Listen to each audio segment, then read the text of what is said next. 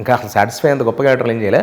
కానీ చేసిన దాంట్లో దయ ఒకటి, మీలెవరు కోటేశ్వరిలో చిరంజీవి గారు ముందు చేసింది, అలా ఏవో ఒక వేలతో లెక్క పెట్టేవే ఉన్నాయి. Good question. అంత సాటిస్ఫై అంత గొప్పగా నేనేం చేయలే. అండ్ జనాలు నమ్మి ఉండొచ్చు, నాకు పర్సనల్గా అనిపించి అంత సాటిస్ఫై అంత గొప్ప క్యారెక్టర్స్ నేనేం చేయలేదు, నాకు రాలేదు ఇంకా. అంటే మీరు సాటిస్ఫై అయ్యే క్యారెక్టర్స్ అంటే ఎలాంటివని మీరు లైక్ దయ ఎగ్జాంపుల్ దయ, అలా ఏదో ఇంకోటి ఏదో అంటే మన వల్ల కూడా కథ ఆడాలి. సింపుల్ ఒక మాటలో నా వల్ల కథ ఆడాలి, కథలో మలుపు నా వల్ల జరగాలి. అరే నీ ఏమాడేంట్రా అలా చేసేట్రా అనుకోవాలి. థియేటర్ నుంచి బయటకు రాగానే నా గురించి ఒక గంట సేపు మాట్లాడుకోవాలి. అది క్యారెక్టర్ అంటే. అలా చేయగలిగిన రోజు నువ్వు నటుడివి. చేయలేకపోయినా నువ్వు నటుడివే, కానీ ఇవ్వాలిగా. నీ అరచేతిలో డైమండ్ ఉందమ్మా, గుప్పెట్లో ఉంది, అది మూసేసి అది డైమండ్ అని ఎవరికి తెలుస్తుంది? ఇలా పవన్ సాధన గారు లాంటి వాళ్ళు వచ్చి ఇలా విప్పితే రే డైమండ్ రా ఇదే అని నమ్ముతారు. నువ్వు డైమండ్ దాచుకొని చేతుల్లోనూ జోబుల్లోనూ ఇంట్లోనూ బీరువాలో పెట్టుకుంటే ఎవరికి తెలుసు ఉపయోగం ఏంటి? నేను టాలెంటెడ్ అని నేను అనుకుంటే సరిపోదు కదా. నేను టాలెంటెడ్ అని నాకు తెలుస్తుంది, కానీ జనాలకు తెలియాలంటే డైరెక్టర్స్, క్రియేటర్స్, ఇప్పుడు కొత్త వాళ్ళు వస్తున్నారు, వాళ్ళు ఎవరైనా నమ్మిస్తే వాళ్ళకి హెల్ప్ అయ్యేలాగా నా దమ్ము చూపించడం, అట్ ది సేమ్ టైం వాళ్ళ కథకి హెల్ప్ అయ్యే విధంగా నేను నా ప్రాణం పెట్టి పనిచేయడానికి నేను సిద్ధంగా ఉంటాను any time, always. That's what I'm saying. అది పాత్ర అంటే, అది ఎదగడం అంటే అది. వి ఆల్ నో చిరంజీవి గారికి మీరు చాలా పెద్ద వీరాభిమాని అని. అంటే మీలెవరు కోటీశ్వరుడు తర్వాత మీరు ఎంత ప్రాణం పెట్టి ఆ స్కిట్ చేశారనేది మా అందరికీ తెలుసు. సో ఆయన కూడా ఎంత ఇంప్రెస్ అయ్యారనేది కూడా తెలుసు. సో ఆ తర్వాత మీరు ఎప్పుడైనా మళ్ళీ చిరంజీవి గారిని కలవడం జరిగింది? అయ్యో ఆయన ఇంటికి పిలిచారమ్మా, ఇంటికి వెళ్ళాము ఫ్యామిలీతో, చాలా happy. It's a beautiful thing. ఎన్నోసార్లు చెప్పాను, అది లైఫ్లో అలాంటి మెమరీ మళ్ళీ నేను నా తల్లికి ఇవ్వలేనేమో. ఓకే. ఆయనే కాఫీ సర్వ్ చేశారు మా అందరికి, నా కుటుంబానికి. అమ్మకి చీర పెట్టారు, ఒక 2 గంటలు మాట్లాడారు, 2 గంటలు చిరంజీవి గారు ఇంటికి పిలిచి. అంటే ఆ అభిమానం ఇంకా చెప్పాలంటే ఈ రోజుకి చరణ్ బాబు గారితో నాకున్న రిలేషన్ ఇట్స్ బ్యూటిఫుల్ రిలేషన్. అంటే నాకు గౌరవం, నాకు ఆ ఫ్యామిలీ అన్న వాళ్ళని చాలా గౌరవం. మనం నమ్మి ఇష్టపడిన వ్యక్తులు మనల్ని తిరిగి నమ్మడం అనేది అదృష్టమే కదా. మీరు చిరంజీవిని ప్రేమించవచ్చు, ఆయన మనల్ని గమ్ముని ఆయన వరకు మనకు తెలియకపోయినా, లేకపోతే తెలుసున్న ఆయన రియాక్షన్ అంత బాగా ఇవ్వకపోతే మన గుండెలు ఎక్కడ బారే, మనం అంత ప్రేమించి ఆయన మనల్ని పట్టించుకోవట్లేదు ఏంటంటే బాధ ఉంటుంది.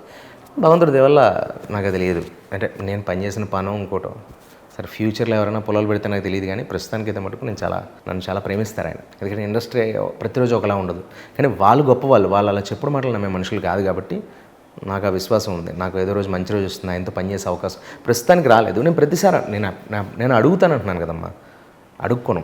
ఆత్మాభిమానాన్ని చంపుకునే పని ఎప్పుడు చేయలేదు నేను ఇండస్ట్రీకి వచ్చి. అందుకే నేను చాలా హ్యాపీగా ఉంటాను. నా చేతిలో పనున్నా లేకపోయినా ప్రయత్నం ఎప్పుడు మానలే.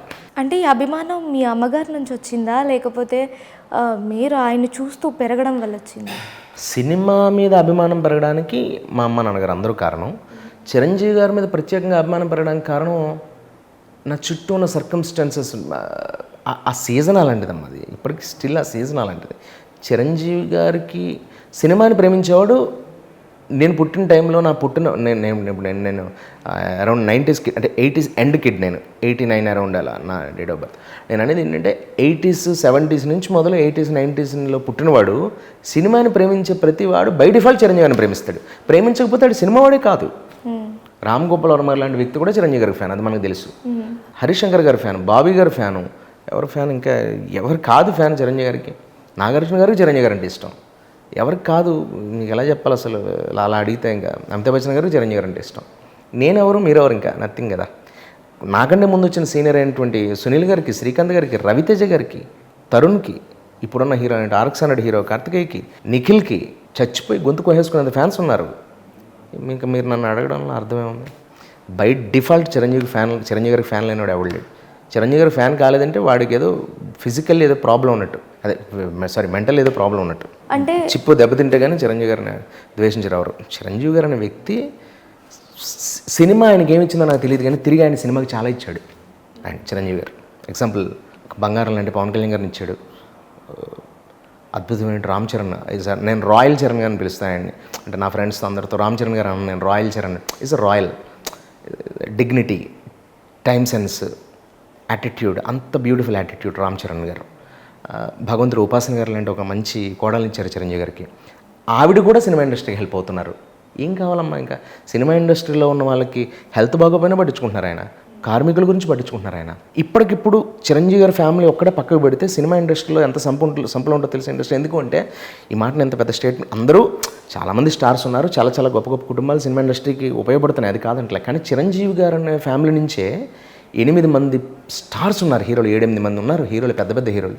పవన్ కళ్యాణ్ గారు మార్కెట్ ఏంటి, చిరంజీవి గారు మార్కెట్ ఏంటి, రామ్ చరణ్ ఏంటి, సాయిధరం తేజ్ గారు ఏంటి, వరుణ్ తేజ్ గారు ఏంటి, ఆయన తమ్ముడు వైష్ణవ్ తేజ్ గారు, సాయిధరం తేజ్ గారు తమ్ముడు శిరీష్ బన్నీ, అల్లు అర్జున్ గారు ఏంటమ్మా అసలు, వీళ్ళ మార్కెట్లు ఏంటి అసలు, పాన్ ఇండియా హీరోస్ వాళ్ళు. వీళ్ళల్లో మరి చిరంజీవి గారు సంపాదించిన దానికంటే సినిమా ఇండస్ట్రీకి ఆయన అంతే తిరిగి ఇచ్చినట్టు ఎంత మార్కెట్. ఒక్కొక్కరు ఒక సినిమా చేస్తే 300-400 కోట్ల బడ్జెట్, ఇంచుమించు సాయిధరం దగ్గర చేస్తే ఒక 100 కోట్లు బడ్జెట్. అంటే మార్కెట్, వాళ్ళ మార్కెట్ పర్సనల్గా 40 కోట్లు 30 కోట్లు, ఒక్కొక్కరికి ఒక్కొక్క వాళ్ళ మార్కెట్ని బట్టి ఏర్పరచుకున్నారు కదా, కష్టపడి పైకి వచ్చారు అంతా. చిరంజీవి గారిని చూసే ఫస్ట్ సినిమాకి వచ్చి ఉండొచ్చు, తర్వాత అంతా వాళ్ళ టాలెంట్సే కదా. మరి అంత గొప్ప హీరోలను చిరంజీవి గారు ఇచ్చినప్పుడు ఆయన ప్రేమించకుండా ఎలా ఉంటాం? ఇది మనల్ని చిరంజీవి గారు ఆయన కష్టపడి పైకి రావాలని ఆయన ప్రయత్నంలో ఆయన వస్తే మనందరం వచ్చేసాం ఆయన వెనకాల. ఇన్స్పిరేషన్ నాకు అమ్మా నాన్న అనే పేరు తలుచుకుంటే ఎంత ధైర్యంగా ఉంటుందో, చిరంజీవి అనే పేరు తలుచుకుంటే అంతకంటే ఎక్కువ ధైర్యంగా ఉంటుంది. ఆ మాటల్లోనే తెలిసిపోతుంది మీరు ఎంత ఎమోషనల్ అయ్యి ఎంత ఇది చెప్తున్నారు. హైదరాబాద్తో పని లేదమ్మా నాకు, చిరంజీవి గారి కోసం వచ్చాను నేను హైదరాబాద్కి, లేకపోతే నాకు ఇక్కడ ఎవరు లేరు. ఇప్పుడు స్టిల్ నాకు ఎవరు లేరు, మా అమ్మ నాన్న ఊర్లోనే ఉంటారు, నేను ఒక్కడనే, ఐఎమ్ సింగిల్, నాకేం సిబ్లింగ్స్ నో సిబ్లింగ్స్, నాకు ఎవరు లేరు, నేను ఒక్కడనే, నాకు ఉన్నది ఒకరే చిరంజీవి గారు. ఇండస్ట్రీలో మీకంటూ ఫ్రెండ్స్ ఎవరు లేరా? నేను ఏర్పరచుకోలేదు, వాళ్ళు నిజమైన ఫ్రెండ్స్ అని నమ్మను నేను, ఎంతవరకు ఉండాలో అంతవరకు ఉంటాను. అవన్నీ పైపే మాటలు, మనకి ఎవరు ఉండరు, మా ఇండస్ట్రీలో ఎవరు ఉండరు. నాకు చాలామంది ఫ్రెండ్స్ ఉన్నారు, what I mean to say, నేను దాన్ని సీరియస్గా తీసుకోను, సిన్సియర్గా నమ్మను. వాళ్ళకి ఏదైనా కష్టం వస్తే నేను హెల్ప్ అవుతాను, నాకు ఏదైనా కష్టం వస్తే వస్తారేమో, ఇప్పటివరకు రాలేదు, ఎవరిదో వాళ్ళు రాకూడదు. ఇక్కడేం పెద్ద అంత రిలేషన్స్ ఉండవమ్మా, 6 మ్యాటర్ అంతే ఇక్కడ. అంటే మీరు మూవీ ఆపర్చునిటీస్ కోసం ప్రయత్నాలు చేస్తున్నప్పటి నుంచి ఇప్పటి వరకు, అంటే మీకు అప్పట్లో పరిచయమైన వ్యక్తులు ఇప్పటి వరకు కొనసాగుతున్న వాళ్ళు ఎవ్వరూ లేరు అసలు? ఉన్నారు, కొనసాగుదమ్మా. నేను అనేది ఫ్రెండ్షిప్ అంటున్నారు మీరు, మళ్ళీ హెల్ప్ చేసిన వాళ్ళు అన్న అంటే హెల్పింగ్ అంటే ఫ్రెండ్షిప్ చేస్తున్న వాళ్ళు, ఫ్రెండ్షిప్ చేస్తున్న వాళ్ళు ఇప్పుడు 600-700 మంది ఉంటారు. వాళ్ళందరూ ఫ్రెండ్స్ అనుకుంటే మీ మూర్ఖత్వం, నా మూర్ఖత్వం అది. ఫ్రెండ్స్ ఏం కాదు, ఫ్రెండ్షిప్ అంటే వేరమ్మా అది. ఫ్రెండ్షిప్ అంటే నువ్వు రాత్రి ఫోన్ చేసినా కష్టాలు ఉంటే రాగలగాలి. అండ్ ఇంకోటి, నీ గురించి ఎవరిని చెడు మాట్లాడుతుంటే చంప మీద కొట్టి పిచ్చి, ఆడేంటో నాకు తెలుసురా, ఆడి క్యారెక్టర్ అంటే నాకు, నేను అలాంటి వాడిని, నాలాంటి మనసున్న ఫ్రెండ్ నాకు ఎవరు ఎదురవలే. మేబీ నేను సంపాదించుకోలేకపోయానని కూడా అనొచ్చు, అది నా బ్యాడ్ లక్ ఏమో. అండ్ ఇలా అడుగుతున్నానని మళ్ళీ ఫన్నీగా అనుకోవద్దు. అంటే మీరు ఆ రోజుల్లో మెగాస్టార్ గారు మూవీ ఏదన్నా చూసి గంతలేసి థియేటర్లో ఇదైపోయి, మీ స్కూల్ డేస్లో కావచ్చు, కాలేజ్ డేస్లో కావచ్చు, అంతా ఊగిపోయి పూనకాలు తెచ్చుకున్న మూవీ ఏదైనా ఉందా? ఏది కాదు అసలు, మీరు అలా నిజంగా ఫన్నీ క్వశ్చన్ ఇది.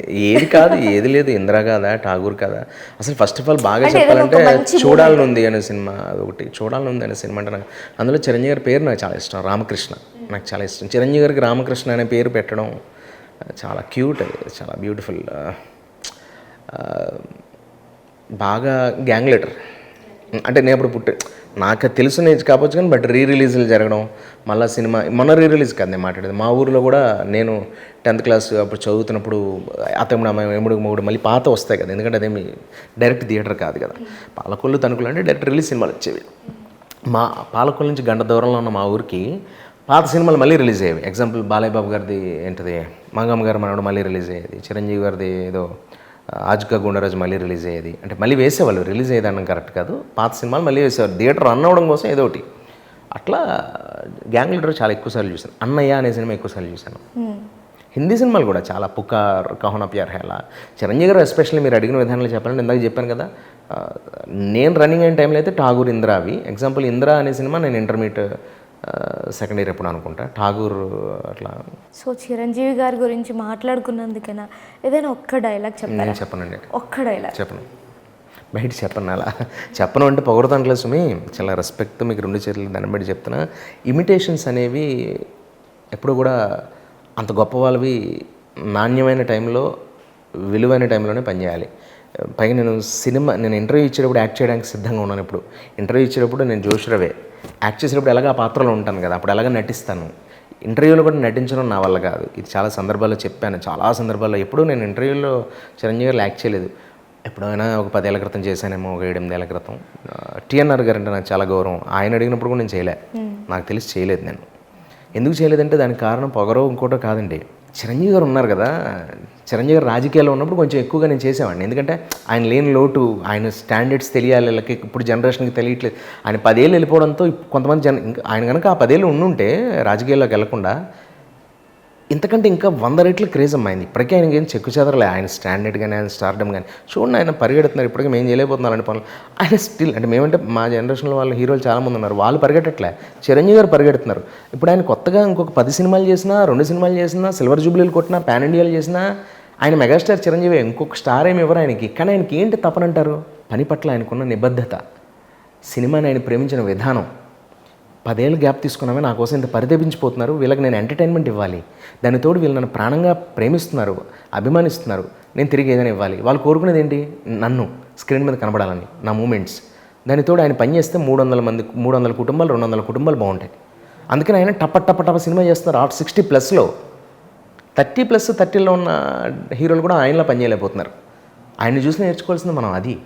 టైమింగ్ 6 o'clock అంటే ఈ వయసులో ఆయన 6 o'clock సెట్లో ఉంటారు. ఆయన క్యారవన్లోకి వెళ్ళరు అసలు, పక్కనే ఒక చిన్న టెంట్లా ఉంటుంది, అందులో కూర్చొని ఒక చెవు ఒక కన్ను అటు పడేసి ఇటు కూర్చుంటారు చిరంజీవి గారు.